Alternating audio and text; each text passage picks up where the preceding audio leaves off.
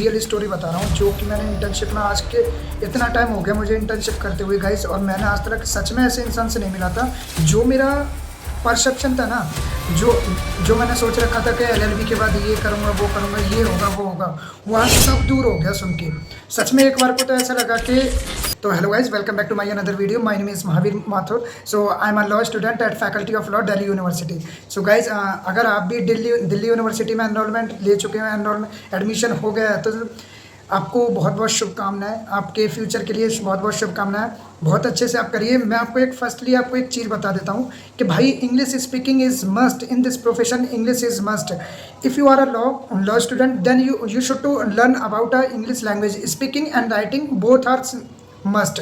सो मैं आपको वही चीज़ बताने वाला हूँ कि आज मैं एक ऐसे एडवोकेट सर से मिला कि मैं मुझे मिल के ना, मेरे जो मैंने अपनी बना रखी थी इमेज कि मैं एलएलबी के बाद ये करूँगा, ऐसे करूँगा, वैसे करूँगा, सच बता रहा हूँ आज मैं उनको सुन के ना शॉक्ड रह गया था।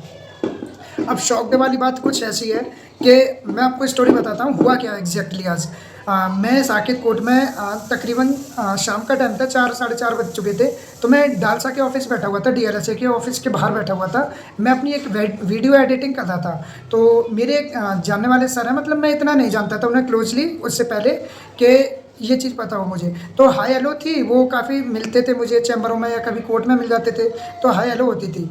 तो ऐसे ही मैं डालसा के ऑफिस बाहर बैठा हुआ था, वीडियो एडिटिंग कर ही रहा था मैं।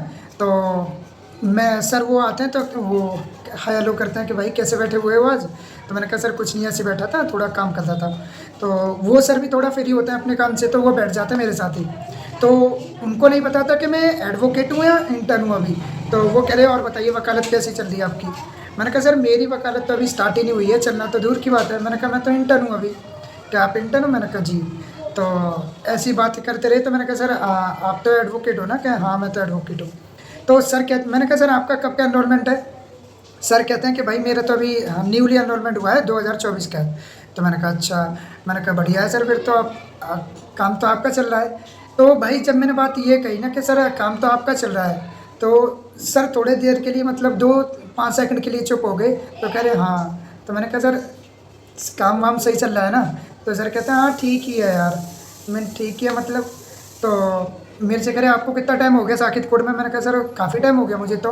मैंने कहा जब से एलएलबी में एडमिशन लिया मैं तभी से इंटर्नशिप में आ रहा हूँ, मैं कर ही रहा हूँ, मतलब साकेत कोर्ट में टाइम हो चुका है मुझे। तो कह रहे क्या जिनके चैम्बर में मैं जाता हूँ, जिनके चैम्बर में मैंने अभी ज्वाइन कर रखा है, और काफ़ी सीनियर हैं जो मुझे जानते भी हैं, क्योंकि टाइम हो गया मुझे इंटर्नशिप करते हुए। तो ये चीज़ उनको पता नहीं फील हुई या जानते हैं वो, तो ये कह रहे कि आपको तो काफ़ी लोग सीनियर जानते होंगे। मैंने कहा जी सर जानते तो हैं थोड़े बहुत। उसके बाद सर कहते हैं वो कि भाई फ़लाने सर को आप कैसे जानते हैं? मैंने कहा सर ऐसे ही जानता हूँ मैं, थोड़ा मतलब पहले से भी जानता हूँ और काफ़ी टाइम हो गया मतलब। तो मैंने उन्हें बता दिया। उसके बाद वो कहते हैं कि यार कोई जगह हो कहीं पे तो मुझे लगवा देना। मैंने कहा जगह के लिए मतलब? तो वो कहते हैं कि यार मैं मतलब कुछ पैसे मिल जाए मुझे और मैं करता रहूँ, ऐसा कोई चैम्बर हो तो मुझे बता देना। मैंने कहा क्यों सर, आप जहाँ अभी कर रहे हैं, जो भी है जिसके यहाँ अभी कर रहे हैं, वो सीनियर आपको देते नहीं है कुछ? उनकी बात सुन के ना सच में मैं खुद एक बार को शॉक्ड हुआ। वो कह रहे भाई कुछ नहीं मिलता है मुझे, और मैं अभी फ्रेश एडवोकेट हूँ। मैंने कहा आप एडवोकेट हो और आपको कुछ नहीं मिलता है? तो वो कह रहे कि भाई अभी कुछ भी नहीं मिल रहा है, मैं जो भी आ रहा हूँ अपनी जेब से लगा के जा रहा हूँ, जो भी होता है सब अपनी जेब से होता है, मतलब सीनियर कुछ नहीं देते उन्हें। वो बात अलग है, कभी 100-50 दे दिया अगर साकेत के अलावा किसी और कोर्ट में भेज दिया, तो भाई वो ये कह रहे कि मुझे कुछ नहीं मिल रहा है अभी, मतलब कुछ नहीं तो कुछ नहीं। इससे पहले वो किसी लॉ फर्म में काम जॉब करते थे, तो वहाँ से उनकी टाइम के लिए थोड़ा इशू हो रहा था, तो उन्हें स्विच कर दिया। तो फिर वो कोर्ट में लिटिगेशन में आए, भाई उन्होंने ये चीज़ें फेस करी ना, और उन्होंने जब देखी तो मैंने कहा सर दिक्कत तो है। उनने जो अपनी बताई कि भाई कुछ पे नहीं करते हैं, ये वैसा जो भी था उनने बताया अपना। मैं सुन के सच में मैंने कहा सर आप तो एडवोकेट हैं, आपको तो मैं तो यही सोचता था आपको कुछ पे ही होता होगा। और मेरे मन में तो आज तक ये है कि जिस दिन एडवोकेट हो जाओगे उस दिन आप पे इतना तो है कि भाई कुछ ना कुछ कर लोगे अपनी लाइफ में। ये चीज़ें मैं खुद फील करता हूँ और ये चीज़ें मैं मानता भी हूँ। क्यों? क्योंकि मैंने देखा भी भाई जिसके पास नॉलेज है और जिसके पास स्किल है उसे कोई ना कोई पे कर देता है भाई स्टार्टिंग में। ये मैंने देखे काफ़ी एडवोकेट है न्यूली ऐसे। तो मैंने देखा, मैंने कहा सर एडवोकेट को तो देते हैं स्टार्टिंग में, क्योंकि उनकी अपीयरेंस वगैरह लग जाती है, प्रॉक्सी वगैरह लग जाती है, तो उन्हें सीनियर पे कर देते हैं मैंने मोस्टली। तो कह रहे भाई अभी कुछ नहीं करना। तो मैंने कहा सर देख लो कोई फिर जहाँ पे करे। तो उन्होंने अपना मुझे रिज्यूम सेंड करा, उन्होंने कहा भाई कोई हो तो मुझे बताना। तो मैंने कहा चलो ठीक है सर बता दूंगा। तो जितने भी मेरे थोड़े बहुत जानने वाले थे, जो मैंने जाता हूँ जिन सीनियरों के पास मैं इंटर्नशिप करता हूँ, तो मैंने उन्हें बताया, मैंने कहा सर ऐसे ऐसे एक सर है और उनका ये रिज्यूमे है, तो देख लेना। तो जब उनने अपनी स्टोरी ये चीज़ बताई ना कि भाई कुछ पे नहीं हो रहा है और ये वो, मैंने कहा सर आपको ड्राफ्टिंग वगैरह आती है, रिसर्च वगैरह आती है? मैंने कहा, तो कह रहे भाई सब आता है मुझे। मैंने कहा फिर तो कोई मतलब नहीं बनता, मतलब ये तो करना बनता ही है किसी भी सीनियर का। तो कह रहे भाई कोई हो तो बता देना फिर।